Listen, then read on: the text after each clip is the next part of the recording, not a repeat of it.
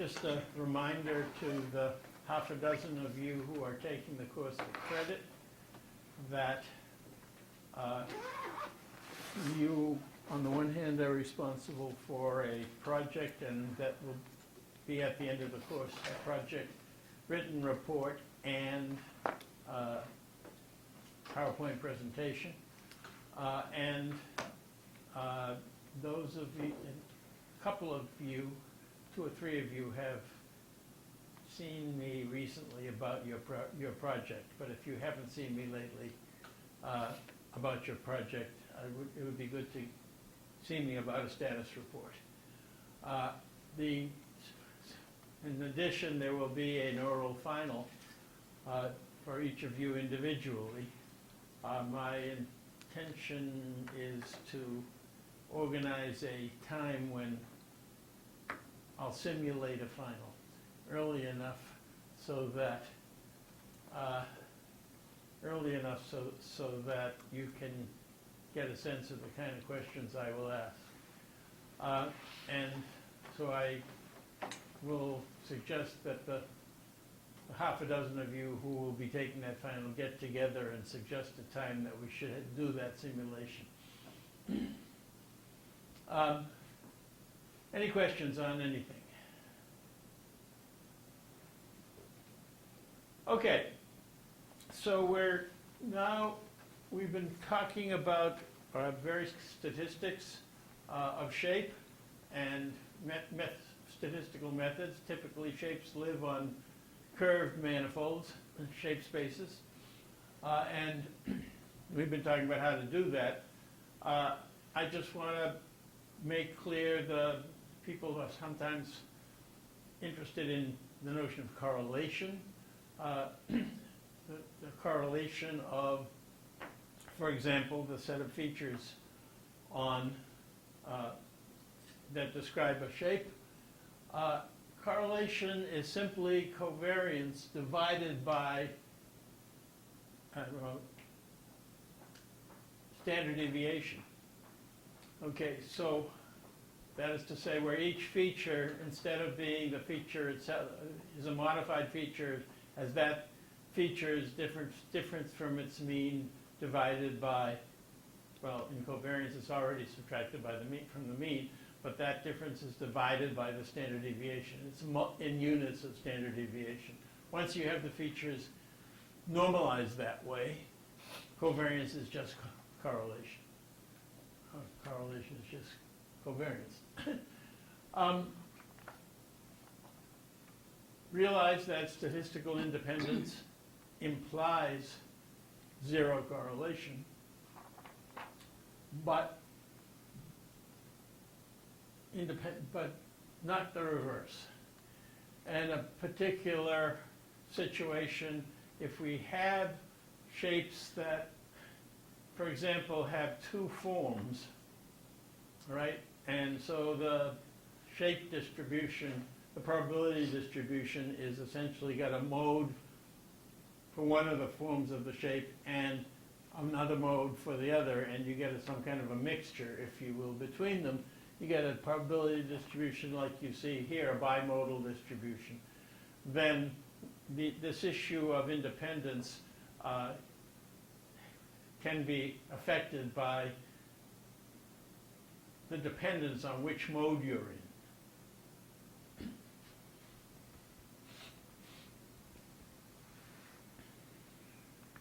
Okay, we've been talking about Gaussians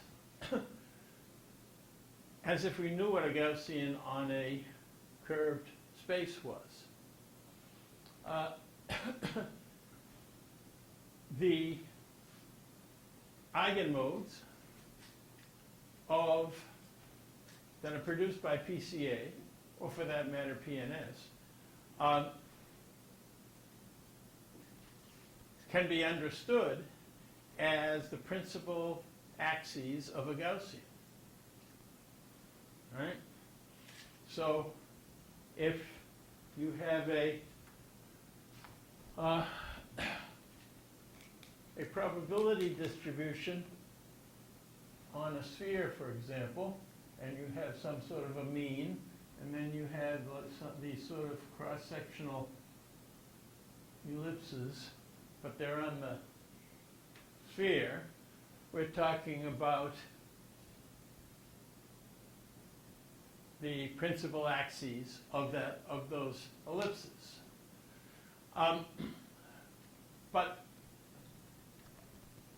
we need to be more precise. And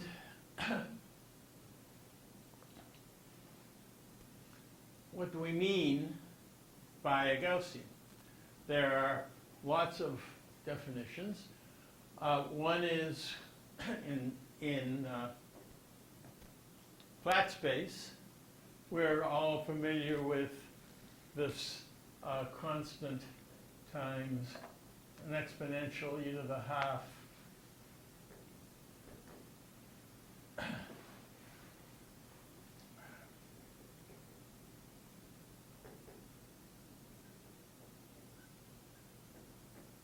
this analytic form, right? But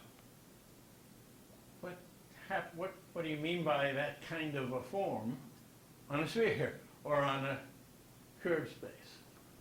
Another way of understanding a Gaussian is something that's produced by diffusion.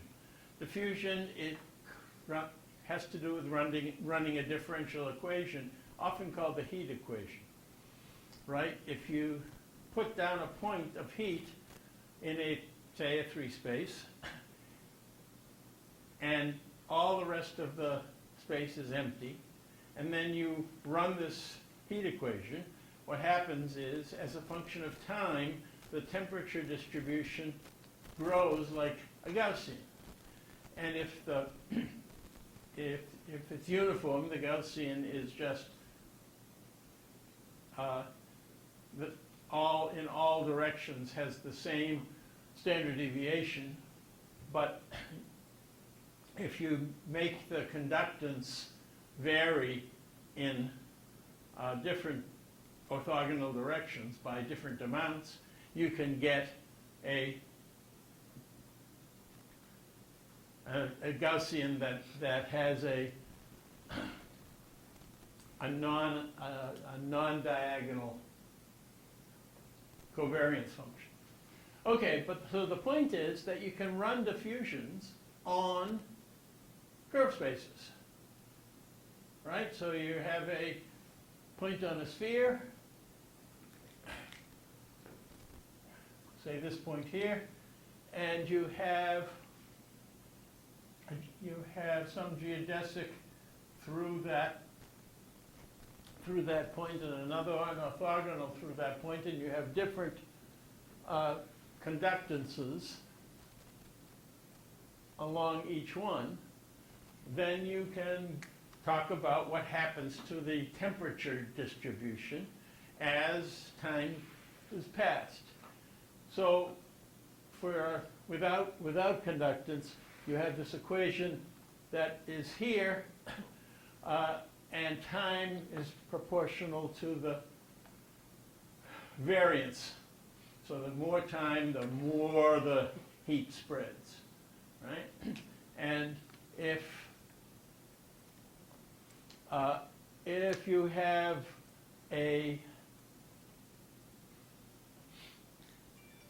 instead of this Laplacian, which can be understood as the dot product between a gradient operator and a gradient operator, if you put a conductance function that varies in direction on either side, you'll get a generalization of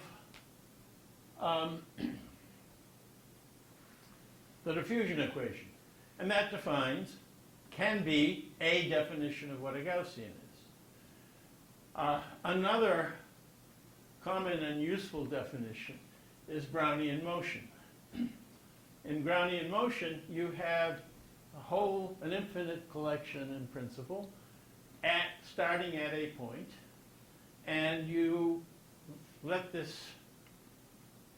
each one of these elements take a random step in some direction. And that random step can have a directional preference.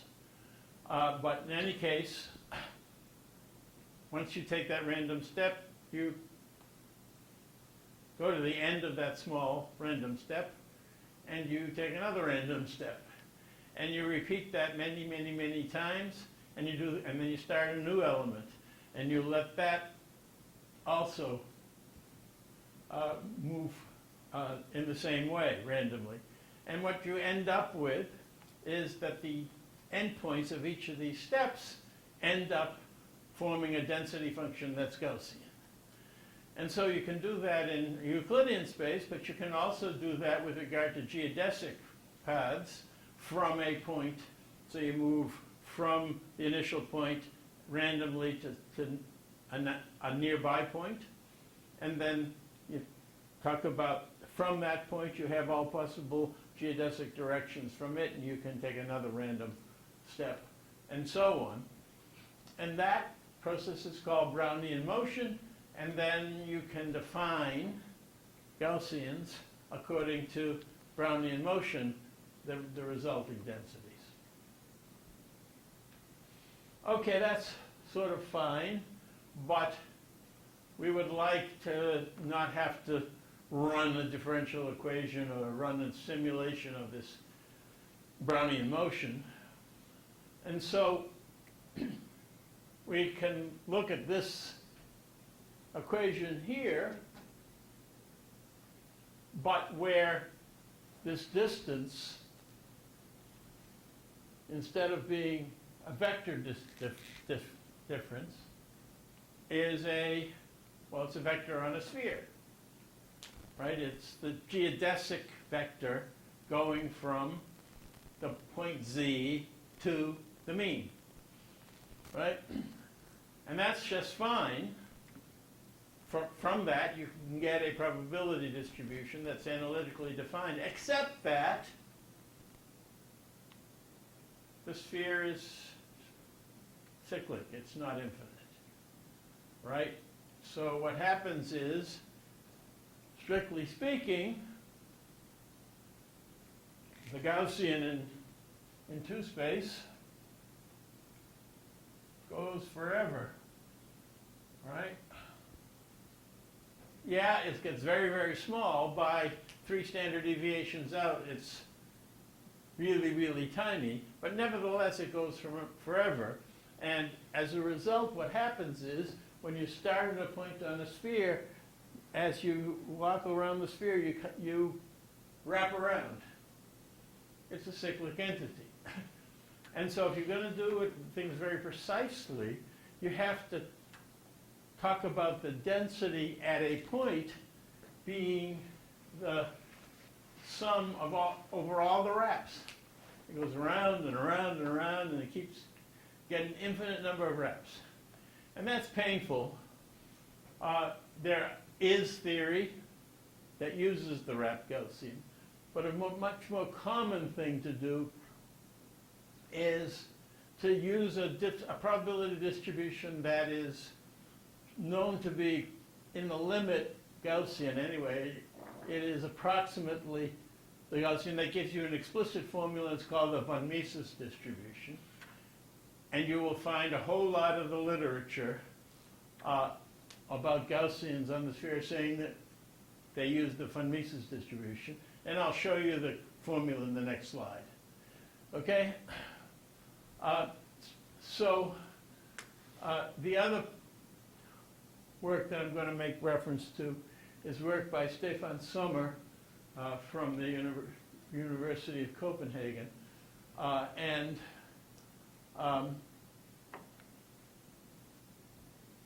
He uses these random walks, these Brownian motions, for his definition of the Gaussian on a sphere.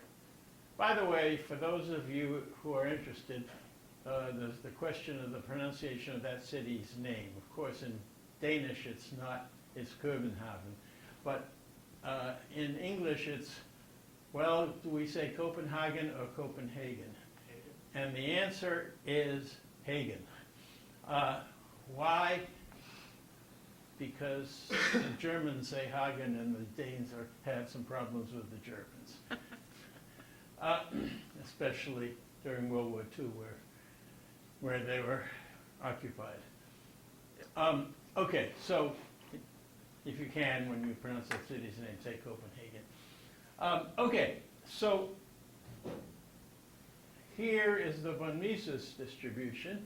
You'll find a nice discussion of that in Wikipedia. As it says here, it turns out to be the maximum entropy, the distribution with the most entropy for data on the circle, thought of as the circle e to the I theta, right? That circle in complex two-space, for which both the first real and the first imaginary circular moments, which are the coefficients of the cosine and sine of the Fourier frequencies, the base sinusoids, are specified. Among all probability distributions with those two coefficients, it is the one which has the maximum entropy. That is to say, he gives the least information. Anyway, here's the formula for it. You see here the two parameters are called mu and kappa. Kappa is sort of like in reciprocal variance, and this I sub 0 function is something that physicists and applied mathematicians love, but we don't normally spend very much attention to. It's called the modified Bessel function of the first kind of order 0. Anyway, the point is that it's a tabulated function. It's a function with known formula, and you can therefore write down the probability distribution on a sphere using the von Mises distribution. I said I was going to talk about Stefan Sommer. The basic idea is that if you have one of these Gaussians on Gaussian probability densities on a sphere, and you've created it by some kind of Brownian motion, you have this starting place on the sphere, the mean, and you can talk about paths on the sphere from one place to another. So, for example, if the sphere is a representation of directions, as we know a unit sphere can be, then you want to know the path from the initial direction to some other direction, and you're interested in the probabilistically most desirable path, the path that such that the integrated probability along that path is maximum. So this is about shape change, really. It's about the change from, for example, a direction to another direction. Or if you have a polysphere, you may have many directions that are representing a shape. And you're talking about what is the measure of shape change. It's a kind of geodesic, but it's a probabilistically weighted geodesic, right? You want to go on places that are more probable and not be going on places that have low probability. It turns out that the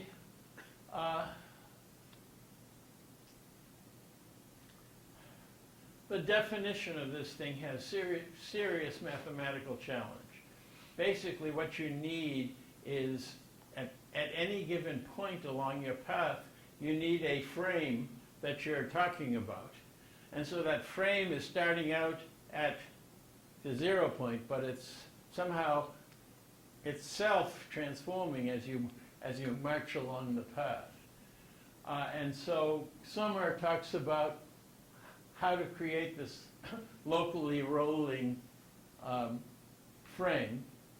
And then the whole business yields paths that are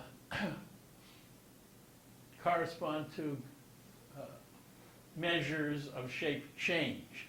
Okay, so it's not a measure of shape, it's a measure of how much the shape changes as you go from some point to some other point.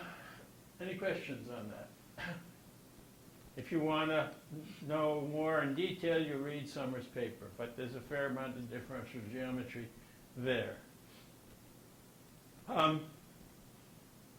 This diagram that you see here on S2 shows a Gaussian, and the circles here are indicative of the frame directions in the new tangent planes as you march along the path. So Sommer did an example with corpora collosa. That's the plural of corpus callosum. And these are the, Tom Fletcher, I think, used them as an example. Anyway, if you look at the plane separating the hemispheres in the brain, there is this locus on that where the connections from the right hemisphere to the left and left to right are particularly dense, and that region is called the corpus callosum.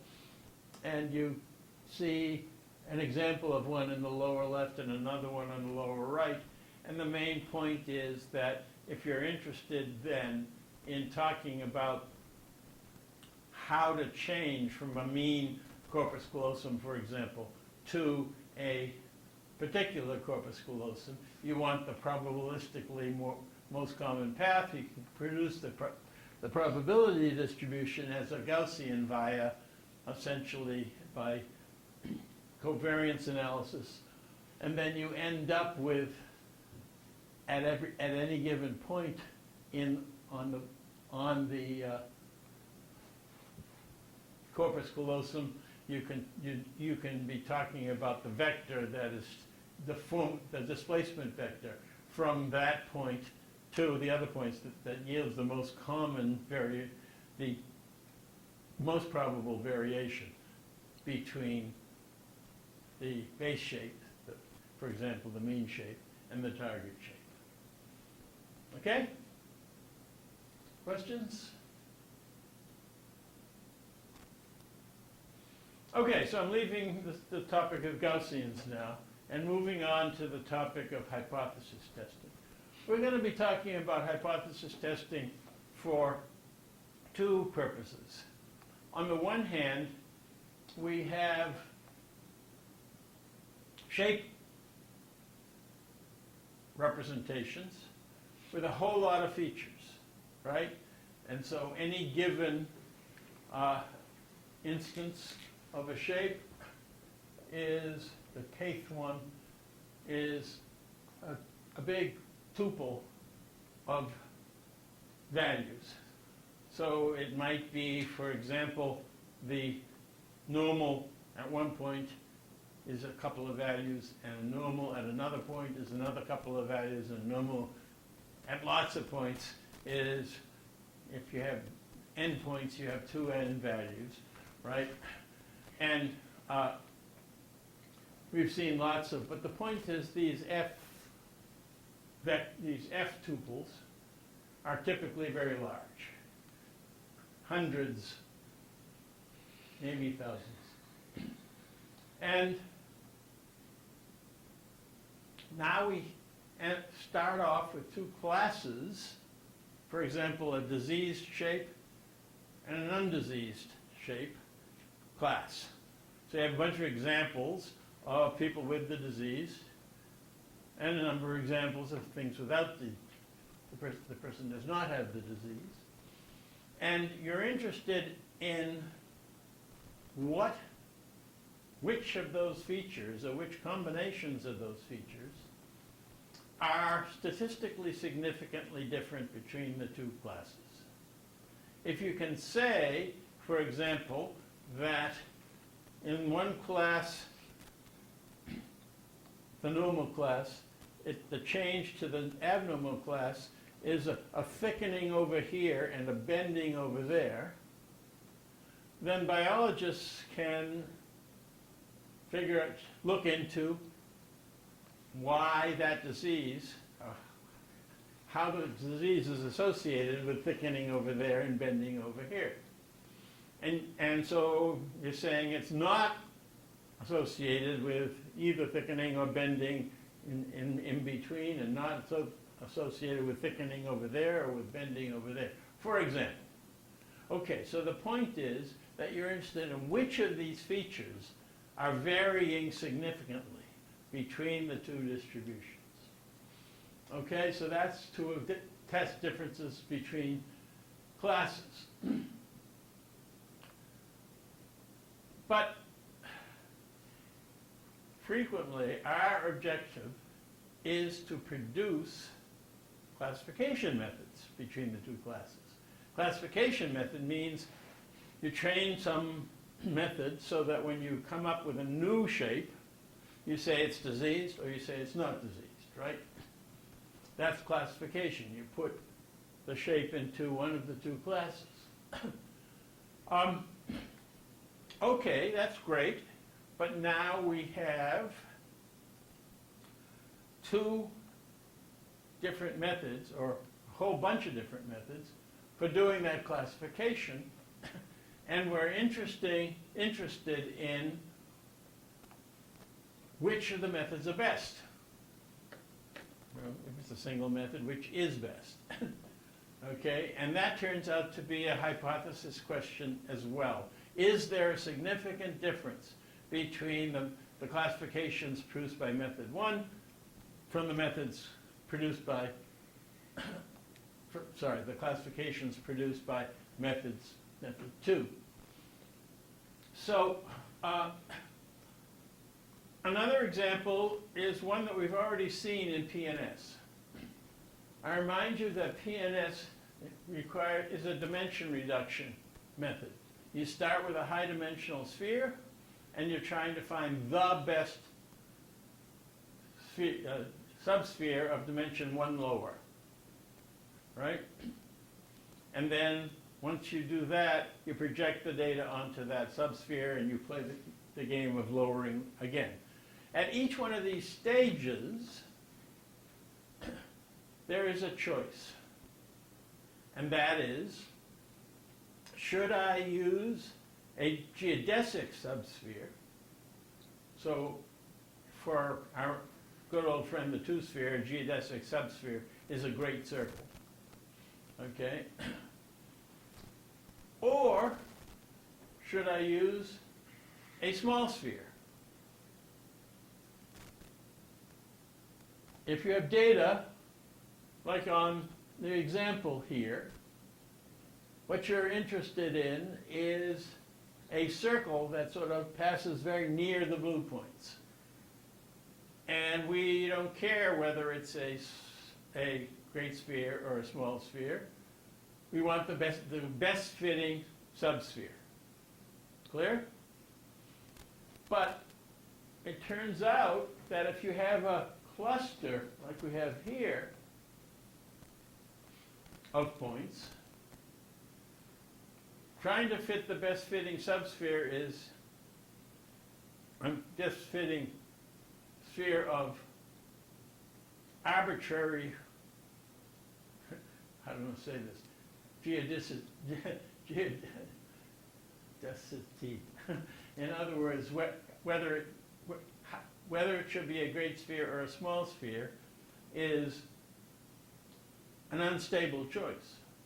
And it turns out that for those tight clusters, what you want is the subsphere to be the great sphere, the geodesic through that point, along the long axis of the best fitting local Gaussian.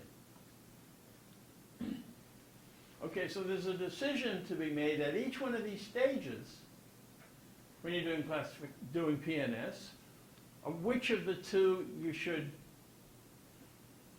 choose? Which are the two choices? Should you make it geodesic, or should you allow any size? And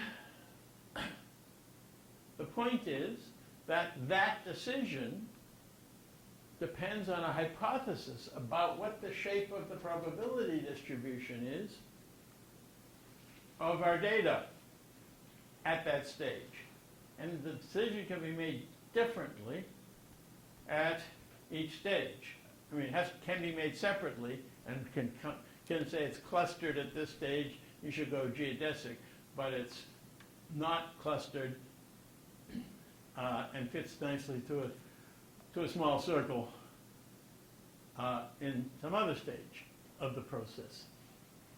So inside the PNS algorithm is a hypothesis test to decide which of those two you should take. And so there has been a good deal of study by both Sun-Kyu Jung, who invented PNS in the first place, and by Benjamin Elstner as to what the form that hypothesis test should take. So I've given you a bunch of examples of hypothesis testing, and the next part of the lecture has to do with the form hypothesis testing should take, especially in curved spaces.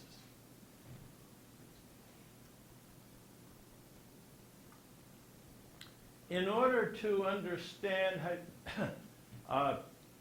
hypothesis testing in curved spaces, and for that matter, in flat spaces is a good result, we have to understand something called permutation tests.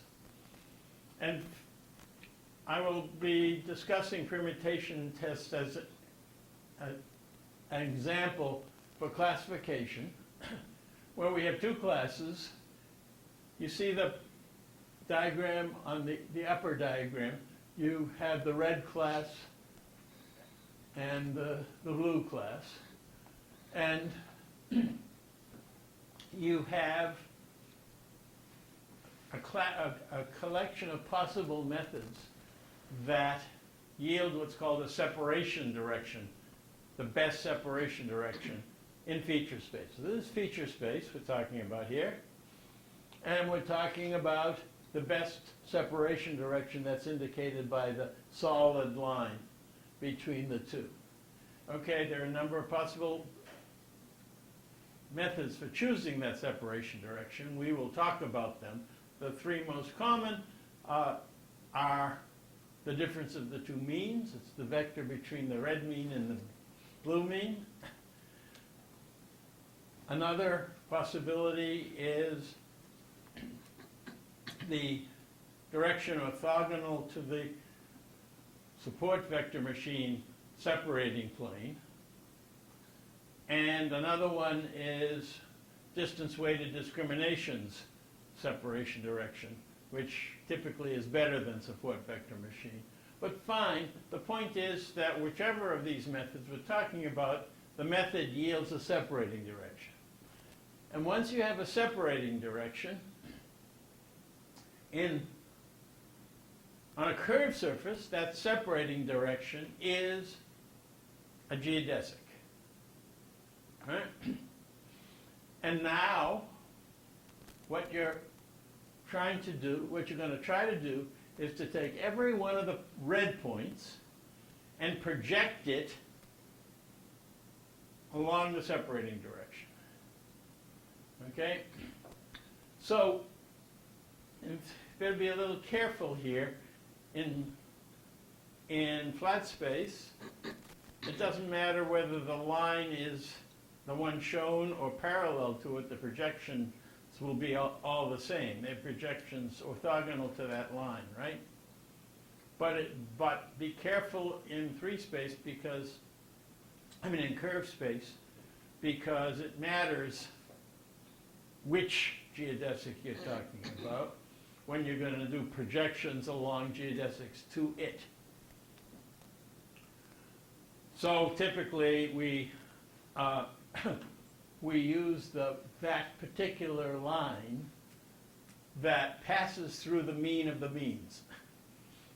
Okay, the global mean of the blues and the reds together. Fine. Okay, but when you do that, you get a blue density function projecting all the blues onto that, right? So you have a separating direction, and you have a blue point. And here you have its corresponding projected value, right? And you have another blue point over here, and here is its projected value. And you do that for all the blue points, and you do that for all the red points. And what you end up with is two histograms. All right? And so these are histograms of the projected points, the density of the projected points on the separating direction. And now what we're interested in is how statistically significant are those two histograms from each other, right? How far apart, how strongly can you believe that those are different? And for example, for a classification method, you would like classification methods that produce more statistical significance. Okay, so this ability to say how statistically significant there are two possible methods that people use, and I'm going to talk about both of them. One of them involves using permutation tests. And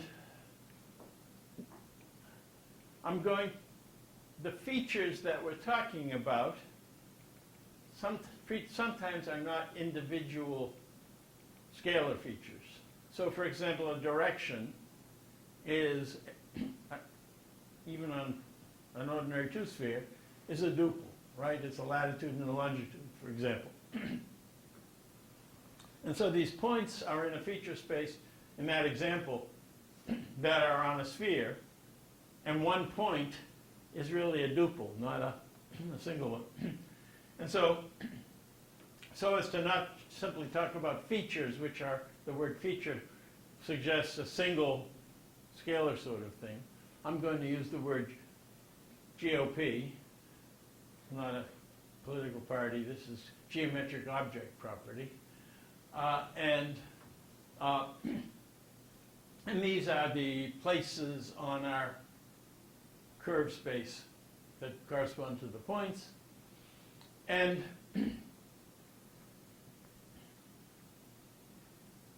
realize that, for example, if you have a polysphere, a collection of GOPs can make up a point that has a value on the first of the spheres making up the polysphere, a place also on the second, a place also on the third, and so on. So you can end up with a feature tuple, like you have here, that's many that's high dimensional. And the general question we're asking is which of these features are important. For example, if you're trying to classify between diseased and non-diseased shapes, which of the features are different, statistically significantly different between the classes and which aren't. And so you end up making tests not simply globally, namely, is it different between this and that, but tests on, is this normal different? Is that normal different? Is this rotation of a fitted frame different. Whatever the GOPs are, one by one, you end up doing what's called multiple tests. You're making a test on each GOP. And it turns out that when you make multiple tests, you can sort of get an indication of significance simply by at random, meaning there really wasn't a difference. And it comes from the fact that all the tests together, all their probabilities sum up to give a likelihood that one of them may be significant when it really isn't. And so it turns out that when you're doing shape analysis, where you very frequently have these high dimensional feature tuples that you're doing tests on, you need to do what's called a correction for multiple tests. And we'll see how that works also. This general approach of using these kinds of permutation tests for hypothesis testing for evaluating classification methods is discussed in section 13.1 of the Marin and Dryden book. And it's a method that Steve Marin developed that he calls diproperm, where I think di talks about is direction, pro is projection, and perm is permutation. And so we're going to be talking about these permutation tests for making these decisions. Okay? Any questions?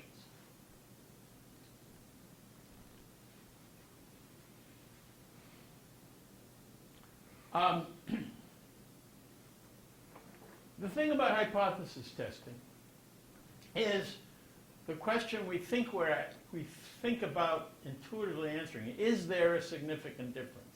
And it turns out there's no way to answer that question directly. Instead, you answer it by a double negative. You say, what's the chance that if you had no difference, that these differences in this case histograms, would happen at random? Would happen reasonably likely when there was no difference between the two distributions. So you're assuming that there's this underlying distribution, a single distribution, which is the same for both classes. And now you're asking, how probable is it that you would get the data that you're getting given that null hypothesis test? Okay, so you basically go about assuming the null hypothesis. I emphasize, assuming the null hypothesis, and then studying what can happen at random under that null hypothesis. And if that probability that it happens at random is bigger than some threshold that we check, that's called P0, then we say, nah, it could happen at random. We have to accept the null hypothesis. But if the probability that it happens at random is less than this criterion level, which typically in shape analysis of numbers like 5% or 1%, if it's less than that number, we say, it's a really low probability that it would happen at random, so we will reject the null hypothesis, which we take to mean then probably the original hypothesis that there is difference can be accepted. But strictly speaking, we're not accepting the hypothesis that they're different or rejecting that they're not different. Okay. sorry if this is a repetition for those who understand this hypothesis.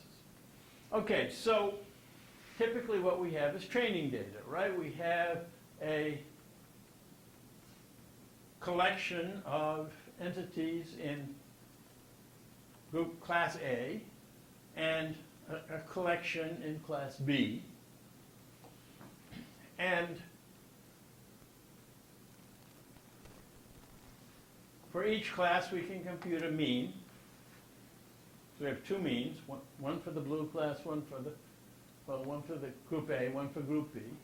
We can look at the difference of those means as a multiple of their standard deviation, the multiple of the standard deviation of the difference. And the standard deviation of the difference of two means is the variance of the one class divided by the number in that class plus the variance of the other class divided by the number in that class. That's the variance of the mean to the half gives you this. I have a question. Yes. This is Sam, by the way. Is there, I remember from high school statistics that the iodine quadrature has some assumptions about the independence. I thought that's assuming that they're independent or uncorrelated or something. Right. And yes, that is an assumption. That is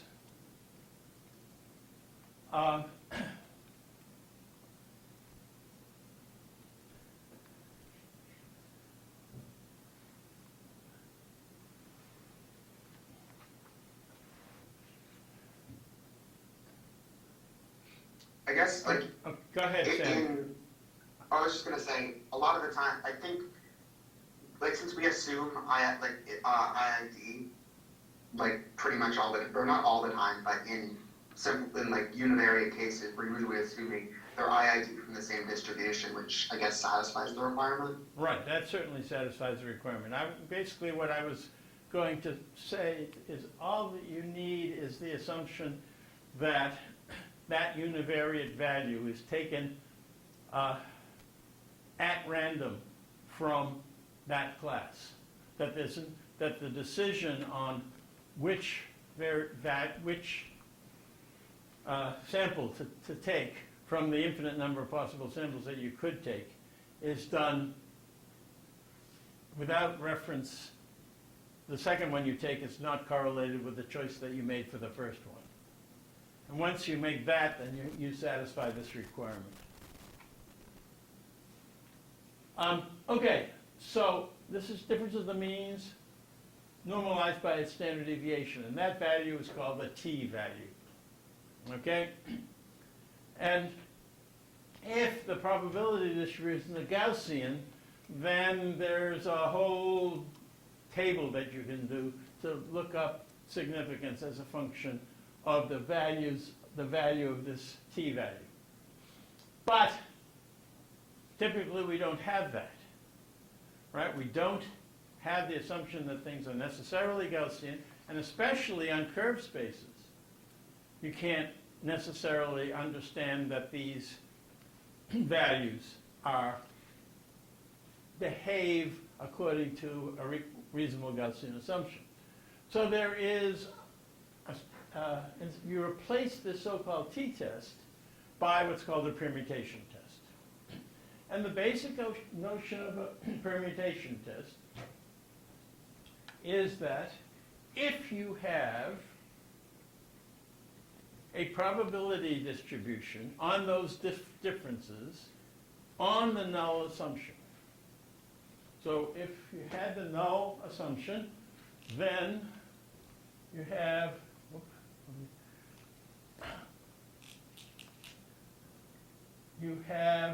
here's t, and you have some probability distribution on the null assumption that the t values would happen, right? If you have that density function, then if your particular t is out here. It says that the probability that it or greater will happen at random is the integral of the remaining little piece of density function here, which is very, very low.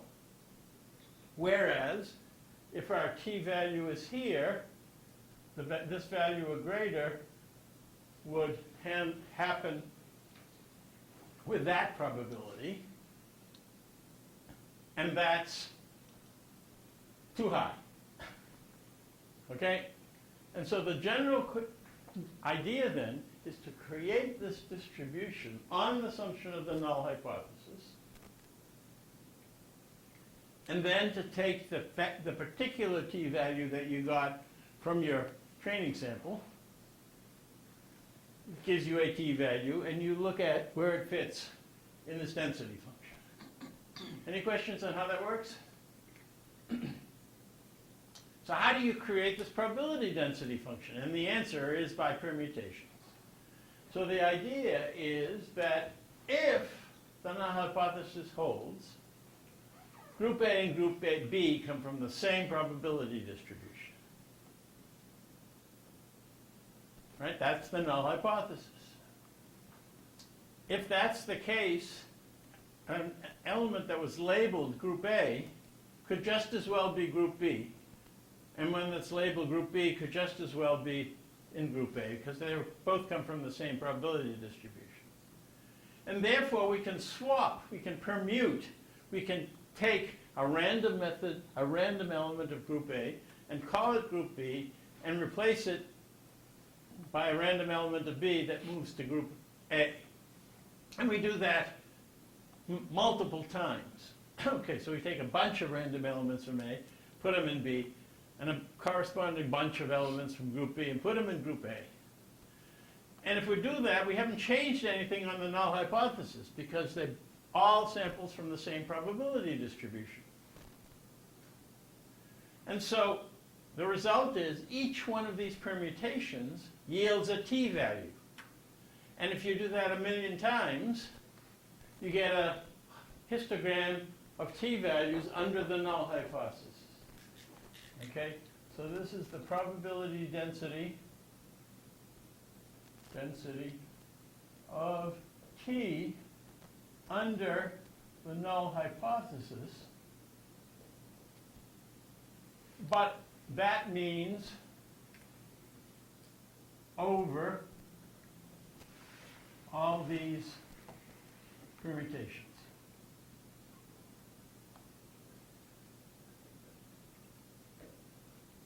Right?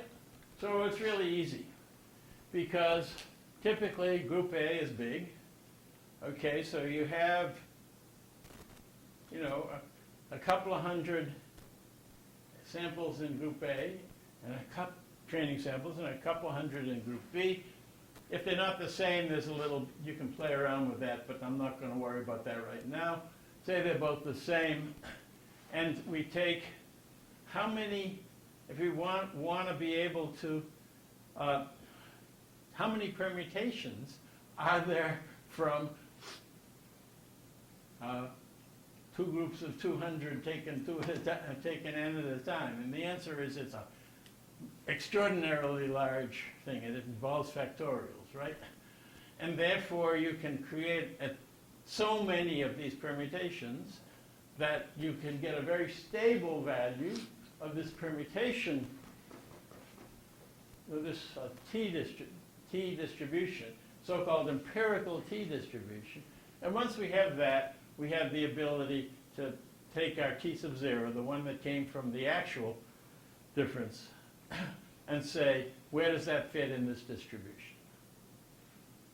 Okay, we can. Okay. Any questions on how permutation tests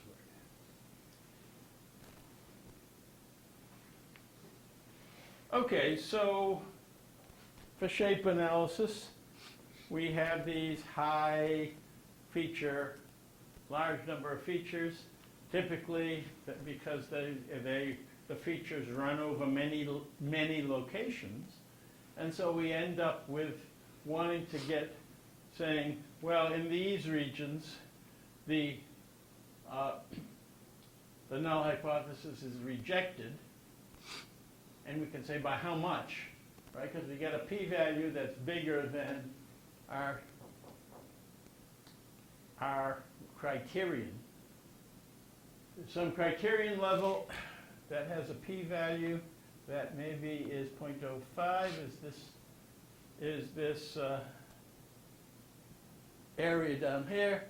And if our t-value is greater than this one, then its probability is going to be less than 0.05, and we're going to reject the null hypothesis, right? And we can record the p-value by displaying it on the surface, for example, and we get interesting results, right? Okay, so the problem is that so far I have described this with a single random variable. Okay, and that random variable has a scalar value, and that's a scalar mean, scalar standard deviations. And that's just fine, but that's not our shape problem. Because we have feature tuples that are, well, I'll rewrite it here, which are a zillion features, a couple of hundred features, whatever. And so if we were to take a mean of this, it would itself, a mean over the k's,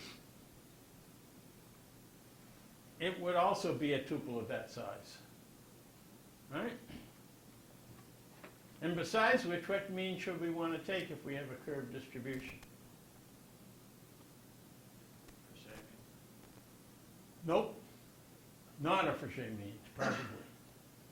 Although that's not a bad answer, I got a better one. Backward mean, right?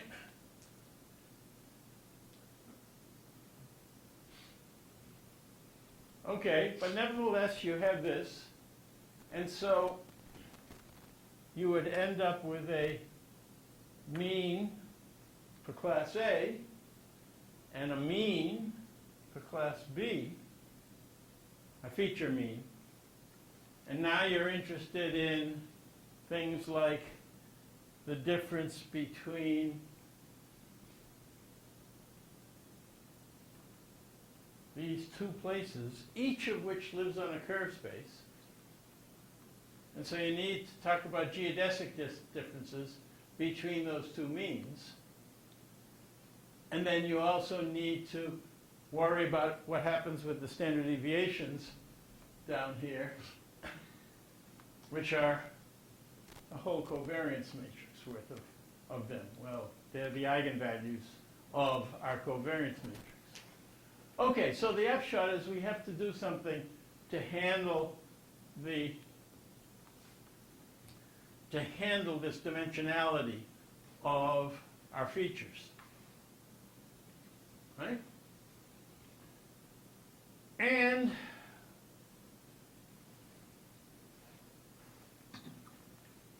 we have additional problems, two of them. The first is that the features that we're using are frequently non-commensurate, right? So how much size, if one of the features is the size of the object, how much size is worth how much difference in the rotation of some fitted frame?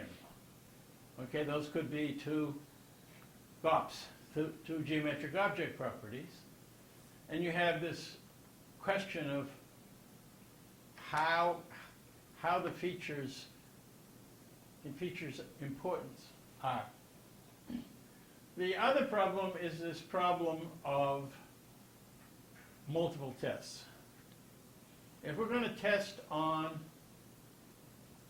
100 GOPs, 100 geometric object properties, if our criterion is 0.01, that is to say, we will call the null hypothesis rejected if the probability of the difference is greater than 0.01, and we do each one we take each one and treat it as if it was uncorrelated with the others. Well, decorrelation is going to be something we're going to need to worry about, but that's what PCA does for you, or PNS. It produces uncorrelated features. The derived features that you get from PCA, they're not necessarily independent. They will be independent if the situation's truly Gaussian, because for a Gaussian uncorrelated, correlation, a covariance matrix that corresponds to a Gaussian with that does produce independence. But in any case, even without the Gaussian assumption, we can assume, we can use PCA-ish application to produce uncorrelated features. But uncorrelated features still has the problem that if we test them one by one,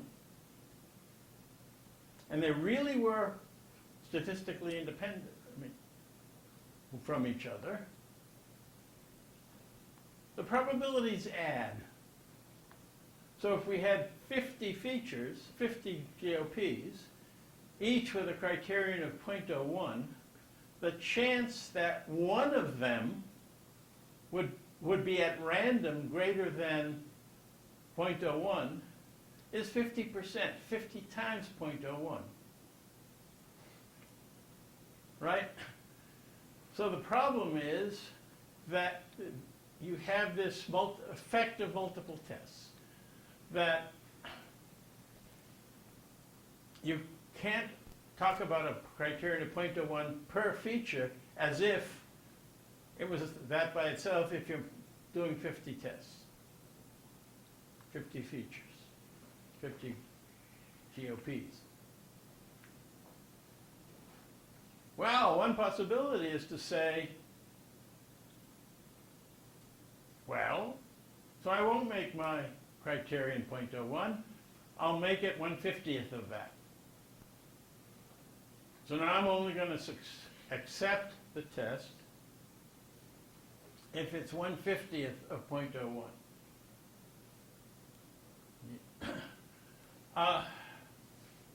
Because then 50 times it will be 0.01, which is what we wanted. Right? Well, it turns out that that is the right thing to do if you truly have independent GOPs.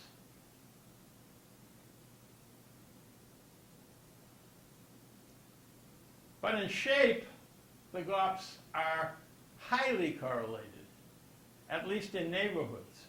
That is to say, for example, a normal here and a normal here tend to vary together, right?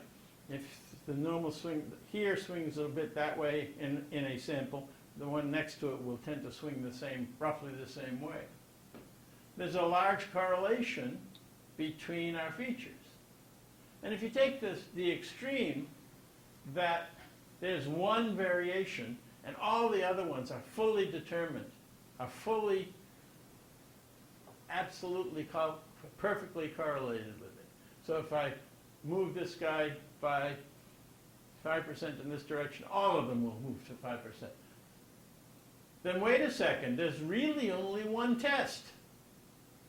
If you test one of them, all the other ones don't need to be multiple tested. In which case, there's no correction needed.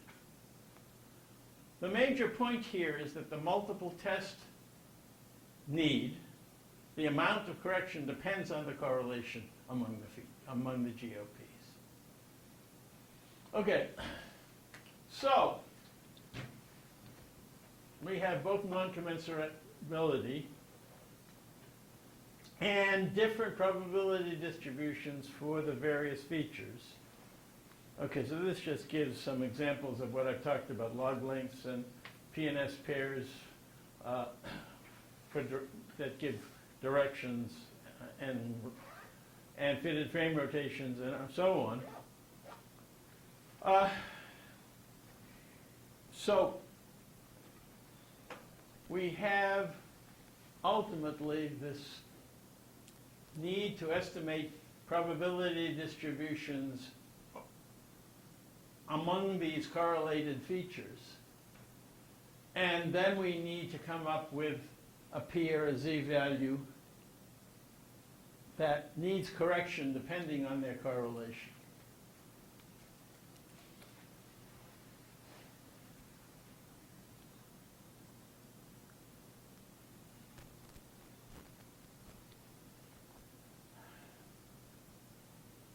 Okay, so feature by feature, a mean difference of that feature is in the units of that feature, right? So volume minus volume, or difference between volume, is in units of volume. Direction, difference between direction and another direction is in units of radians, right? Etc. In order to be able to analyze this whole thing, we need to commensurate our GOPs, our different GOPs from each other. We talked a long time ago in this course about commensuration, but I'm going to talk about it specifically here. And the clever idea is if we can turn our T distributions that we've seen here into distributions of a probability value. Probability values are commensurate with each other, right? So if we can modify, make every T turn it into a probability, now we have a different feature. For one particular GOP, we have its T distribution,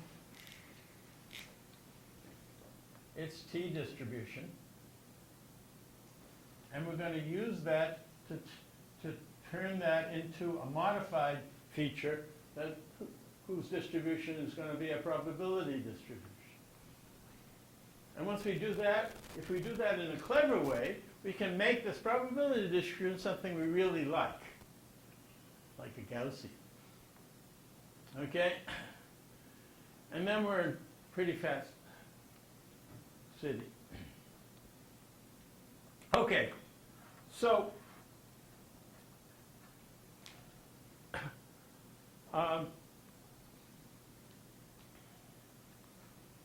so now we're going to talk about permutation tests on multiple variables, a multivariate permutation test. And so now in this diagram, there's a tuple of features in group A, and you have a lot of such tuples, training examples, and a tuple in group B, and each of those are the same size tuples. And we're going to play the same old permutation test, except we're going to be permuting the tuples, not within the tuples, but between the tuples. So we're going to take, under the null hypothesis, some of the tuples from A and put them in B, and some of the ones from B and put them in A, and then under the null hypothesis, that's perfectly fine. And so we're going to play have the same effect.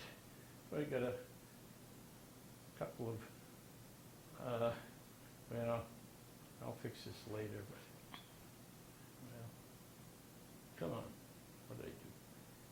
Yeah. Well,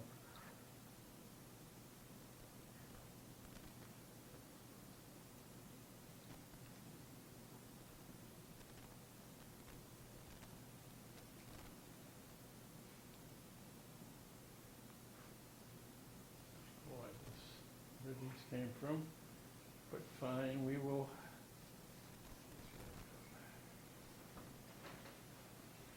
All right.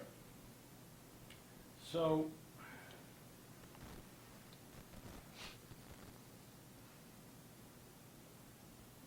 what we want to do is fix this incommensuration problem and make things, there's another SJ down here that I'll later throw away. Okay, anyway, how do we do that? This is just a restatement of the problem when you have many features.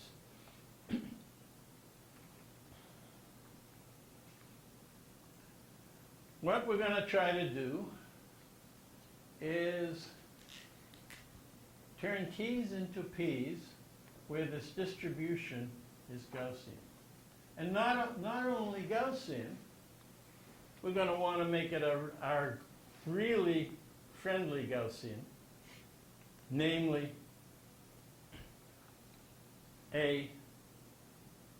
what Sam called an IID, identity independent Gaussian. So we have that it should be a zero, this probability distribution should be normal with mean zero. Our good old friend, isotropic Gaussian. And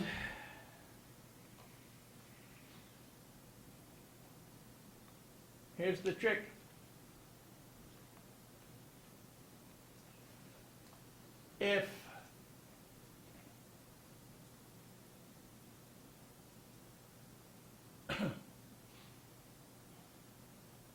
If you have a variable with a particular histogram, okay? So let's talk about a scalar variable right now. It has a particular histogram, whatever it is. And you turn that into the cumulative distribution of this, whatever it turns out to be, right? Which is the integral from minus infinity up to that point of the value of the original distribution. And you use that as a mapping function on the original variable, that variable v. I called it f before, so let's call it f. If you look at C of f,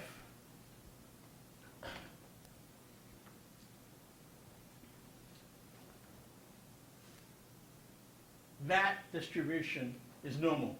I'm sorry, is uniform.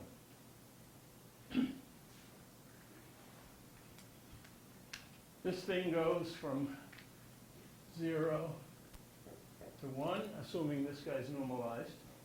C of f is a value between 0 and 1, and its probability distribution is uniform on 0 to 1.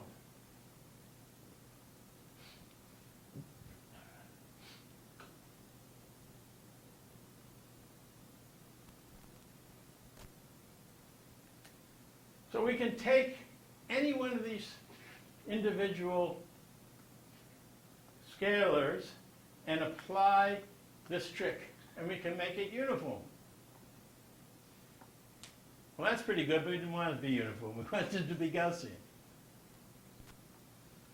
Well, that's fine, because if we take a Gaussian and apply this trick, we make it uniform.